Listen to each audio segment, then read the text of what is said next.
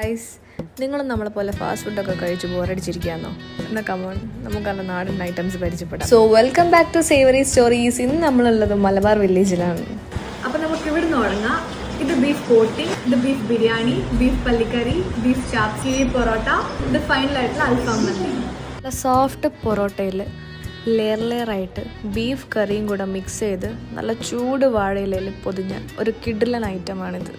അതേപോലെ തന്നെ പൊറോട്ടയും ബീഫ് പല്ലിക്കറിയും ഒരു നല്ല കിഡിലൻ കോംബോ. ആ സോഫ്റ്റ് പൊറോട്ടയും ബീഫ് പല്ലിക്കറിയും കൂടെ ഒരുമിച്ച് കഴിച്ചാൽ നല്ല അടിപൊളി ഫ്ലേവർ കിട്ടും. ഇതാണ് ഇവരുടെ ബീഫ് ചാപ്സ്. കാണുമ്പോൾ തന്നെ മനസ്സിലാവും നമുക്ക് അത്രയും സോഫ്റ്റാന്നുള്ള കാര്യം. കാണുന്ന പോലെ തന്നെ അത്രയും നല്ല അടിപൊളി ഫ്ലേവറാണ് ബീഫ് ചാപ്സിന് ഇവരുടെ ബീഫ് കോട്ടിങ്.